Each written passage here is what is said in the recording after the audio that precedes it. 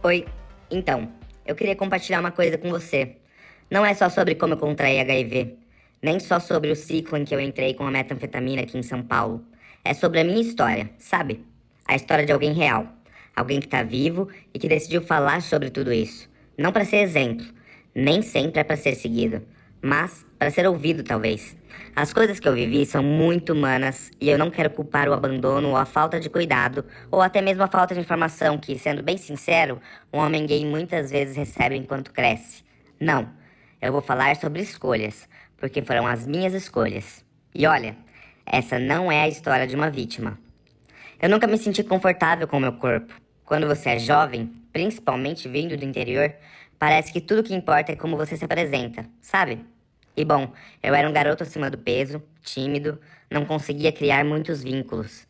Eu ficava na minha, mas me sentia envergonhado. Aí um dia, numa cervejada da faculdade, alguém falou para eu beber mais, que eu ia me soltar. E bom, eu bebi. Bebi muito. Eu nunca tinha me soltado tanto na vida. Foi uma noite que parecia mágica. Naquele momento eu me senti novo, animado, cheio de tesão pela vida. Além disso, tinha acabado de comprar um celular novo. Sabe aquele primeiro celular que você compra com o seu dinheiro?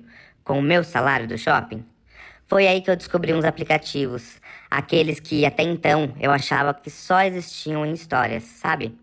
Mas naquela noite, com a coragem, ou o álcool, eu entrei. Cara, parecia uma teia. Tinha gente ali que queria tudo e queria na hora. Eu vi um perfil que me chamou a atenção e o cara também se interessou por mim. Meu coração disparou. Eu nunca tinha feito algo assim, sabe? Sair com alguém que eu não conhecia. E naquela época era mais arriscado ainda. Fui escondido. Peguei um mototáxi. Não sabia o que estava mais acelerado, se era a moto ou o meu coração. No fundo, sabe quando você sente que a sua vida vai mudar? Que algo vai acontecer? Pois é, não quero romantizar, porque por um tempo isso tudo foi um pesadelo pra mim. Mas naquela noite, eu tava em outra dimensão. Essa história que vocês acabaram de escutar hoje não é uma história individual, é a história que acomete muitas pessoas do universo LGBTQIAPN+. Eu sou Cris Zanovski, sou psicólogo de formação, mas estou aqui como ser humano, para escutar um pouco a respeito das toxicomanias, para a gente poder elaborar algumas ideias. E tô aqui estudando toxicomanias e aprendendo um pouco com vocês sobre essas vivências. Eu sou o Lucas Raniel, sou criador de conteúdo, eu vivo com HIV há 11 anos e faço conteúdo nas redes sociais sobre prevenção há 8 anos. E agora estou aqui com esse projeto incrível, juntamente com o Cris e o Gabriel, para contar um pouco a história, né, de cada um, cada vivência. Se apresenta, Gata. Fala pra gente quem é você. Bom dia, Bom boa dia! tarde, boa noite. Que bom estar aqui com vocês. Eu acho que iniciando aí esse podcast que tem muita coisa para moer, tem muito assunto tabu e a gente promete falar de tudo de uma forma muito gostosa. Vem aí coisa pela frente. Pra gente da coordenadoria é um prazer enorme, né, ter vocês como parceiros, né, desse edital de coletivos, né? A gente está justamente colocando aí em pauta questões super importantes. Imagina você, um homem gay, que tá se descobrindo, que se acha feio, que se acha horrível, que não se encaixa em padrão. Aí você vai numa festa e alguém fala, usa isso aí que você vai ficar... Eu usaria! A galera já entrou de cabeça de uma forma, assim, que eu fico um pouco assustado. É um prazer químico que vai durar só aquele tempo. E a gente sabe, depois que eu não passo o efeito, é uma rebordose profunda, assim. E não foi uma escolha nossa, pessoas LGBTQIA+. Foi uma imposição de uma sociedade que é heterocisnormativa, que nos colocou a determinados lugares tidos como marginais por processos de violência, de exclusão, de estigma. Será mesmo que as pessoas estão preocupadas com vocês? Com você que está assistindo isso aqui? Aquilo que a gente costuma dizer de vazio existencial, na verdade é um grande buraco, com uma borda ao redor, e a gente tá o tempo inteiro tentando segurar nas pontas dessa borda para saber onde é que a gente tá. O que tem acontecido na cidade de São Paulo, né? São as organizações da sociedade civil. Eu acho que o Moedor ele vai vir nesse lugar, né, da gente se aprofundar dentro dessas pautas, conversar um pouco sobre as nossas vivências e as pessoas que estão ao nosso redor, né? Mas antes disso tudo começar, eu quero pedir um axé pra gente começar o nosso podcast, o nosso videocast com muito axé. E, primeiramente, também agradecer a coordenadoria de STIs daqui da cidade de São Paulo, que é quem tá apoiando esse projeto. Mas vamos puxar um axé bem legal pra todo mundo? Axé! Um axé, gente. Vamos começar esse projeto que vai ser incrível e eu conto com a colaboração e a participação de todos vocês que estão aí do outro lado. Aproveitem, sigam lá o @ do Moedor, que é @moe_dor. Sigam também a coordenadoria de STIs daqui da cidade de São Paulo, que é @IST_AIDS_SP.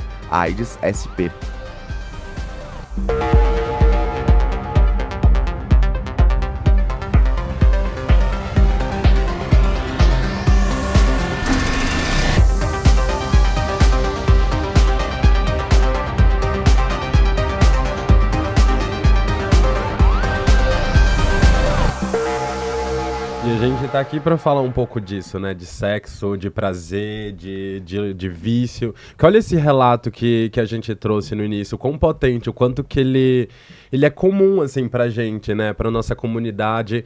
Quem nunca teve uma experiência que abusou de uma certa forma de alguma substância e ali na hora do sexo teve algum risco, né? Que a gente fala tanto um risco de saúde, mas também de consequência psicológica, que é o que a gente vai trazer aqui no Moedor. É a história de alguém que tá aqui com a gente, então... Lucas. Sim, eu acho que é importante também a gente falar desse lugar, pra gente criar identificação também com vocês que estão aí do outro lado da tela, que vão se identificar com as nossas histórias. Essa história que o Cris acabou de relatar é a minha história. Parabéns pela sua coragem, porque não é todo mundo que consegue vir aqui e conseguir contar a própria história de um lugar tão humano e se comunicando com as pessoas com tanta verdade. A gente tem que começar a normalizar e tirar essas coisas do armário, literalmente, pra gente conseguir organizar a bagunça. De nada adianta a gente ficar colocando coisa dentro do armário, se escondendo, se fechando e deixando ali tudo bagunçado. Eu acho que quando a gente tira isso, e eu entendi isso dentro de terapia também, com saúde mental, que quanto mais você fala, mais você vai se curando. Eu acho que o meu trabalho com HIV nas redes sociais foi um pouco disso, né? Ao decorrer desses anos. Eu percebi muito isso, que quanto mais eu contava as minhas histórias, mais as pessoas se identificavam e mais as pessoas queriam falar sobre as histórias delas também. E isso ajudava, né, Cris?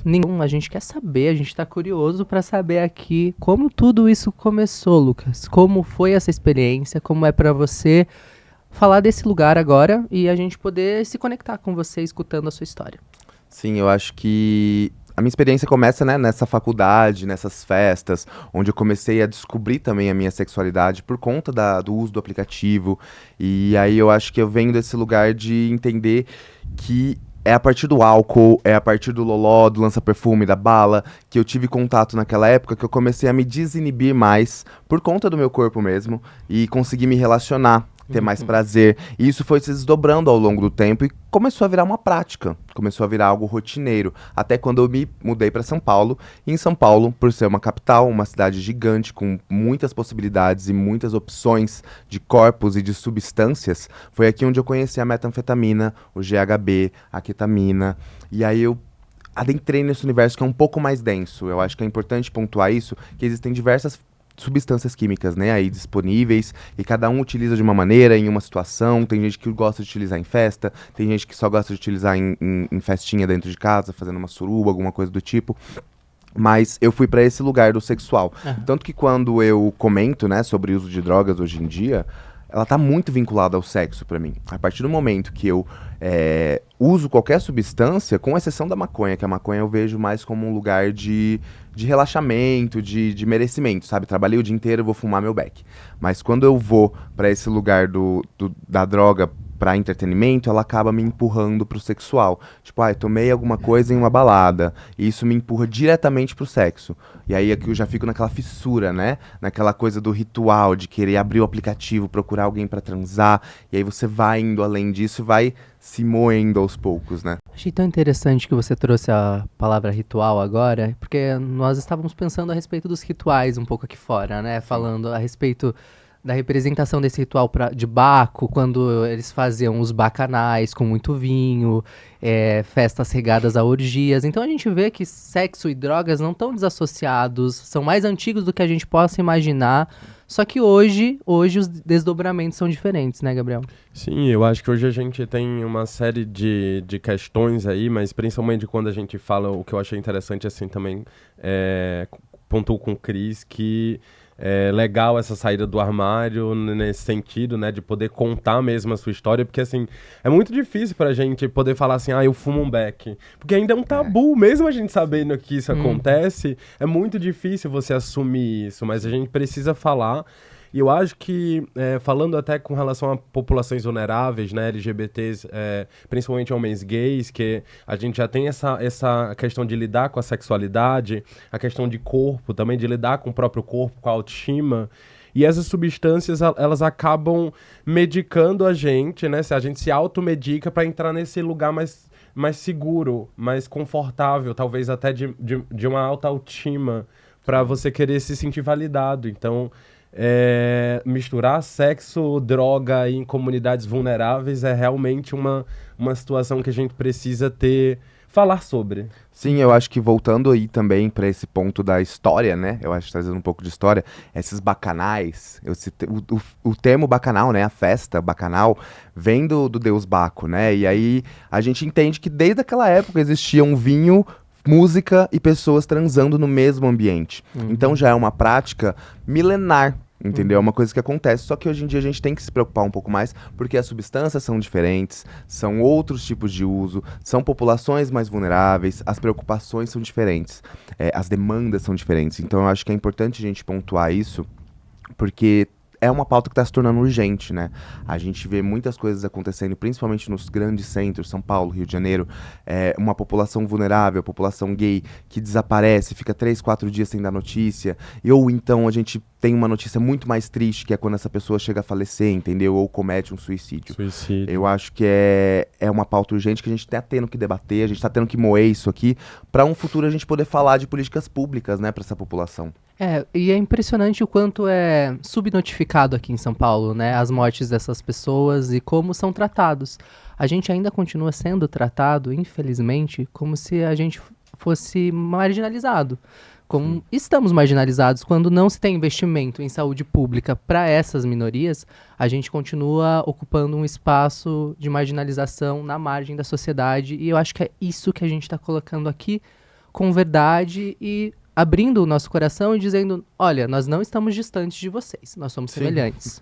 Em meio às nossas diferenças, somos todos semelhantes, né? E eu acho que é até importante também pontuar que a gente não tá aqui nesse lugar de especialista, né? A gente tá aqui enquanto homens gays que têm vivências, que vão a festas, que estão em aplicativos de relacionamentos, que querem transar, que às vezes querem transar e usar alguma substância também, mas como que eu uso? Como que eu faço isso? E como que a gente pode moer essas coisas? Porque muitas delas podem virar dor, depressão, problemas de saúde, que é o que a gente vai falar aqui também, de questão de saúde sexual, principalmente.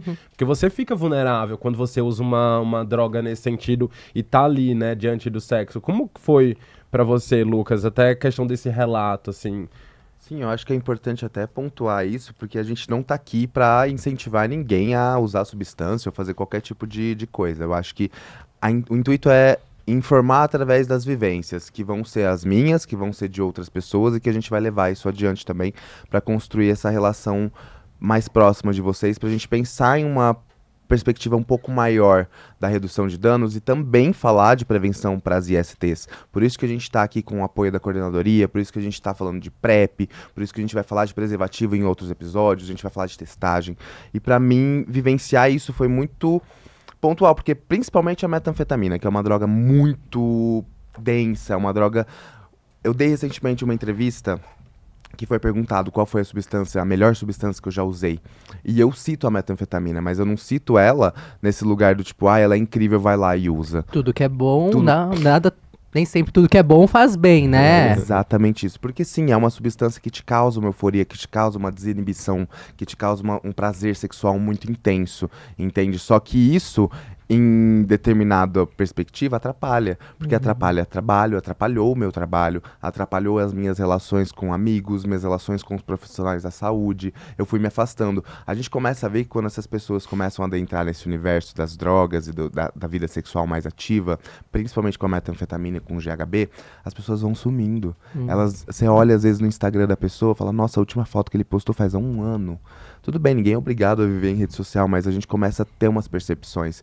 E aí você encontra a pessoa, ele tá totalmente diferente daquela pessoa que você viu há um tempo atrás. Então, assim, traz um certo resquício negativo, né? Tanto para sua mente quanto para o seu corpo físico, né? Uma completa desinibição não é necessariamente algo bom, né? Sim. Se você fica completamente desinibido, sem algum critério que a gente vai chamar de ética, né? De pensamento, de construção sobre o seu próprio corpo, sobre a sua saúde, sobre as suas relações, sobre a sua família, e se perde tudo isso, vai se submetendo ao prazer, que é um prazer que você não consegue dar limite, a gente acaba em situações muito deploráveis. Porque a gente tá falando de química, né? De algo químico no sentido, assim, é a dopamina. O nosso corpo, ele quer ter aquela sensação. Eu acho que quando você mistura sexo e drogas, aí a coisa, ela fica mais além. Porque são duas coisas que já despertam essa dopamina na gente. Então, é muito fácil a gente querer essa recompensa e buscar isso. Então, uma coisa que você fala assim, não, só vou experimentar. Esse é o pulo do gato.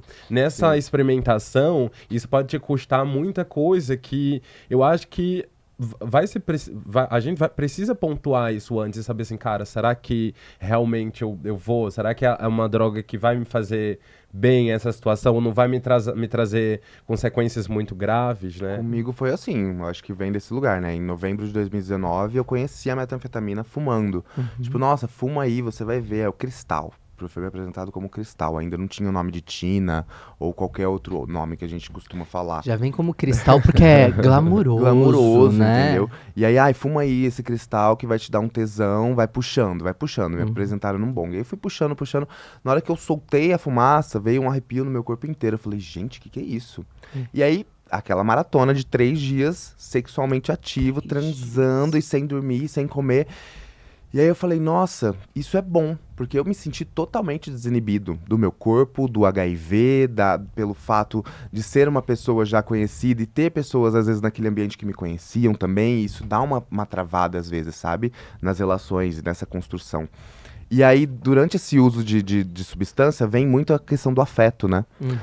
Se constrói um afeto muito ilusório dentro desse ambiente, sejam 2 ou mais pessoas, que é uma coisa que passa. Você vive ali e passa. E eu sempre fui uma pessoa muito afetuosa. Eu sempre fui a pessoa que tentou manter contato. Quando eu notei que esse afeto que era construído ali era algo temporário, que passava depois daquele sexo, eu falei, epa, não é tão legal assim. Aí foi quando eu fui... Mas isso levou um tempo, viu? Tá faltando alguma coisinha ali, né? Eu tô pulando. Então, o meu primeiro uso, eu já me senti desinibido, já senti prazer, já senti tudo de bom e quis continuar. E aí teve o segundo. Aí no terceiro foi tipo... põe na veia. Você vai ver como é diferente colocar na veia, sabe? Será que essa não é uma resposta também, de alguma forma, o uso das drogas a esse culto ao corpo que a gente vê dos nossos colegas, amigos, irmãos gays aqui, né? De alguma forma, tentando desinibir através da droga, justamente desse lugar que você está colocando, para tentar se sentir pertencente, sentir que faz parte das coisas, né? Sim, e querendo ou não, é um público, assim, sem estigmatizar ou colocar todo mundo numa caixinha, mas é um público que usa muita substância, né? Por mais trincado que essa pessoa esteja, ela ainda tá insatisfeita com alguma coisa. E aí ela busca nas substâncias químicas e no sexo uma válvula de escape pra sua não aceitação, sabe? Eu acho que essa sensação de se sentir validado, sabe? Eu vi Vou trazer várias referências que eu acho legal desse universo, porque foi uma coisa que eu me interessei muito. Então, tipo, tem um documentário, Party Boy, do Michael Rice. Ele, no finalzinho desse documentário, ele traz uma fala de um psiquiatra, um estudioso, que ele fala assim, é potencialmente perigoso em populações mais vulneráveis, principalmente a gente, que tem naturalmente essa carência de ser validado. Você é o outro, a gente nasceu como uma população outro, como estranho, como indesejado, como, né? Então, você naturalmente cresce e desenvolve uma carência de se sentir validado, de se sentir amado, de querer ser colocado pra cima, sabe? Então, a droga, ela, por um certo momento, ela torna isso uma sensação fake. Porque na hora você tá ali, você tá majestoso, você tá, tipo, com a autoestima lá em cima, você tá se sentindo ótimo. Mas e daí você volta à realidade e você cai na real, mas, tipo... E aí vem aquela sensação, aquele vazio, aquela solidão. Não sei, mas eu hoje, assim, eu já senti isso e consigo ter esse discernimento, assim, sabe? De, Vai eu tamponando acho uma que- falta.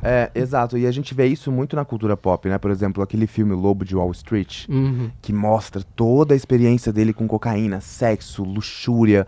E aí chega um momento que ele tá vazio, que ele tá ali, ele tem tudo, mas ele não tem nada.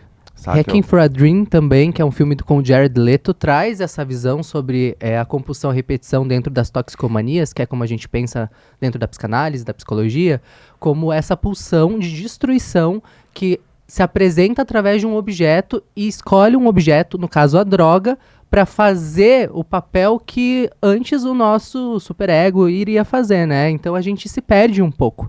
Sim. Então eu acho que é dentro desse processo também que a gente pode pensar o quanto a gente se destrói psiquicamente, de como essas coisas elas vão se desenvolvendo e como a gente vai se retraindo também. Em resposta à inibição, em alguns momentos usando droga, depois a gente se inibe, né? E não consegue se conectar mais com as pessoas. Tem um estudo também na Paraíba que fala que os aplicativos, eles facilitam, né, a gente a ter acesso não só a conhecer pessoas novas, como também a acessar determinadas substâncias. E nos aplicativos de relacionamento gays e LGBT, eu acho que é mais focado nos gays mesmo e bissexuais, HSH, travestis, a gente tem códigos, né? A gente usa aplicativos. Quem nunca viu um raio no aplicativo? Quem nunca viu um foguete, uma gota? Será que a gente vai buscar um anelzinho pra casar com as relacionamento pessoas? sério, sabe? Aconteceu, um amigo meu uma vez falou assim, eu vi aqui no aplicativo de uma galera querendo relacionamento sério, né, em São Paulo. Eu falei, esse anel aí não é pra relacionamento sério, não. E acontece isso. Eu tô com um primo de um amigo meu recentemente agora aqui em casa, e ele não sabe de nada, e eu tive que fazer o beabá. Falar, você tá no aplicativo aqui pra viver sua vida sexual, beleza. Mas pensa em tomar uma PrEP e pensa em entender esses emojis também, saca? Por isso a gente foi pras ruas pra conferir com a galera se eles sabem os significados desses emojis. Então, bora lá ver como que ficou? Roda o VT. Gente, eu tô aqui no Parque Augusta perguntando pros gays pra ver se eles sabem o significado dos emojis dos aplicativos de relacionamento gay. Gabriel, você sabe o que significa esse emoji? Esse, sei. Sabe? Fala pra gente. Sei, quando a pessoa quer que ejacule dentro dela. Esse aqui é o quê? Leitada. A tal da leitada. A tal da leitada, dentro. Esse aqui vocês conhecem? Sim. Golden Shower? Não. Não, esse é aquele que fala que é de cheirar, não é isso? Isso é uso de cocaína. Cocaína, exatamente. E esse aqui, você sabe o que significa? Agora me complicou. Esse daqui é a famosa Gisele, ou GHB. É essa daqui. Você sabe o significado desse? Não sei. Festinha, sururu. Festinha da uva. Festinha da uva, suruba e por aí vai. Você sabe o significado desse emoji aqui, do anel? Cristão. Crystal, metanfetamina, Tina, que não é a Turner. Não, Esse aqui é um clássico que tá tendo muito, né, ultimamente nos aplicativos. Vocês já viram esse emoji, não? É Islã, não é? China. Foguete, ele significa o Islã, que é quem faz o uso da metanfetamina injetável. Já ouviram falar? Não? Gente, vocês viram, né? Vocês viram como é que é. A galera tá aí, né? Descobrindo, não entendendo ou não sabendo. Ou sabendo demais. Tá babado. Quanto isso pode nos enganar, né? Você vai sair com alguém, você vê lá esses aplicativos, você nem sabe o que é e chega lá, bum, dá de cara com alguém com bong e... O relacionamento sério vira sério mesmo. E eu tenho muitos relatos, né, dentro desse universo, porque eu vivi ele. Eu tenho um amigo também que foi uma vez na casa de um cara, chegou lá, viu seringa, viu não sei o que, viu bong, falou, gente, o que é isso? Aí eles falaram, você não sabe? A gente tava usando emoji aqui, a gente meio que deixa... Ele, não faço ideia. O cara ficou traumatizado, precisou de fazer terapia aí pra poder tá entendendo melhor, mas é muito pontual, né? A gente tem que informar digital, o quanto. A gente tem que informar. E o quanto esses aplicativos, essa linguagem digital também mudou o cenário do consumo de drogas, não é? Hoje em dia você tem vendas de droga nesses aplicativos. Olha que surreal também. Sim, eu acho o quanto isso mudou, isso. né? Sim. Esses aplicativos até tentam fazer algum tipo de controle, mas não tem muito difícil, sucesso, né? É muito difícil. Por isso que é importante eles sempre estarem do nosso lado também. Do lado dessas pessoas que estão a fim de construir alguma coisa que faça bem para esses corpos que estão utilizando esse aplicativo e não pensar só em lucro. Eu acho que o vínculo tá aí. A gente poder estabelecer um vínculo junto com esses aplicativos, com essas outras comunidades e assim a gente se conectar promovendo saúde. Porque se a gente for querer competir com isso, a gente e eles vão se dar mal. Exatamente. Nem quem ganhar ou quem perder, vai ganhar ou vai perder, vai todo mundo perder. É exatamente isso. É por isso que aqui no Moedor a gente vai moer muitos assuntos. Sem crítica, sem preconceito, sem chabu. Mas quem te critica? Vai pagar um leite? Vai fazer o mercado? Quem te critica? Entendeu? Não Mas vai, é né? isso, né, gente? A gente tá chegando ao fim de mais um episódio. E mais uma vez eu quero vir agradecer vocês que estão aqui, escutando a gente, assistindo a gente. E agradecer principalmente a coordenadoria de ST-AIDS aqui da cidade de São Paulo. Já segue ele nas redes sociais, que é @IST-AIDS-SP. Lá vai ter muita informação sobre métodos de prevenção, sobre testagem, locais de testagem, ações que eles realizam dentro dos metrôs. Então se liga lá e não deixa também de comentar aqui no vídeo, E de seguir o arroba se inscrever do no canal, Moedor. seguir o arroba do Moedor, que é @moi_dor, e vamos fazer junto essa história pra gente poder pensar em um futuro muito mais saudável, tanto mentalmente quanto físico, pra nossa comunidade, né? É nosso, é da gente e pra gente também, né? Isso. E fazer com que essa comunidade se una cada vez mais. A gente precisa se olhar como semelhantes, né?